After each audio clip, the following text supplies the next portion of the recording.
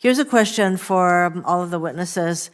The safe and timely removal of unexploded ordnance, or UXO, is critical not only for the safe repurposing of land for new military purposes, as we are seeing in locations like Guam, but also for the communities impacted by these sites. It is critical that the DoD take all steps necessary to responsibly turn over land, like at the Waikoloa Maneuver Area, WMA, where families continue to wait to build on Hawaiian homelands for the department to slowly clear the land. And my understanding is that UXO removal is not just a matter of funding. So I'd like to ask whoever wants to comment first. What steps do you need to take to resolve this complex cleanup effort, and when can we expect a resolution on returning specifically the Waikoloa Maneuver Area land to the Native Hawaiians? Who wants to take this? Chairman Hirono, I'd be happy on behalf of the Army to at least start the response to that question with some very good news. Literally on Tuesday, April 11th, General Spellman, who's the chief engineer for Army Corps of Engineers, sent me a note with good news that the Pacific Ocean Division of the Army Corps has completed the remedial investigation for the critical area there at Waikoloa with 11,000 acres where these are intended to be returned as Hawaiian homelands. That is the completion of that has been submitted to the Hawaii Department of Health for approval and for comment. I believe on the initial comments, there's been some interaction back and forth with the Hawaii Department of Health.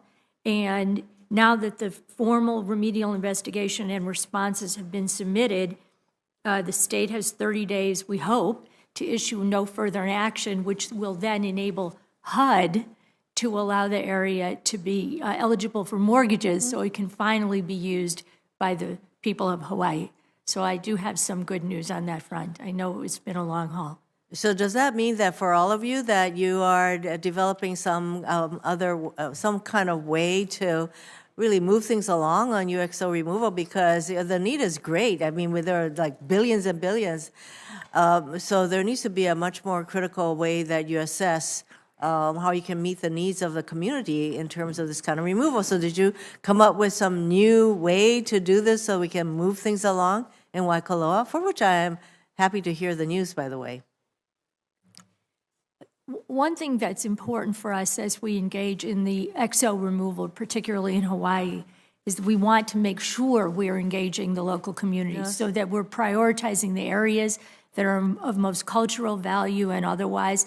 And we also want the local community to be hired as part of the teams to participate in the UXO removal. This takes a little bit of extra training. Obviously, it's highly skilled training in this regard. We're also have some new technology, some new equipment. We'll possibly be using drones and other new equipment where we can identify where that UXO is and then more quickly resolve it. But this is one of our top priorities as we look broadly at all of the potential suite of projects that we can accomplish in Hawaii generally, in furtherance, hopefully, of our land retention leases that are expiring in 2029. UXO removal is one of the critical top priorities, and the Army Corps of Engineers is very focused on it. Madam Chair, may I? Do any of you want to add? Yes. If I may offer, we released a report just recently looking at environmental cleanup at formerly used defense sites. To give you a sense, there are about a quarter of the costs associated with environmental cleanup at FUDs are related to environmental contaminants like PFAS, but about 3/4 are related to munitions, to include unexploded ordnance. And what we found is that DoD has cleaned up only about 45% of FUD sites contaminated with military munitions, compared to 85% of the FUD sites with hazardous substances and contaminants. And so we have a recommendation to the department to set a target for FUD sites with military munitions to try to get that momentum that you're talking about. Thank you. I will be very interested in the progress made in this regard. Any of the rest of you want to add to this?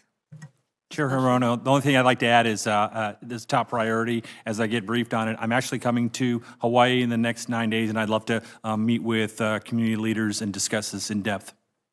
Thank you.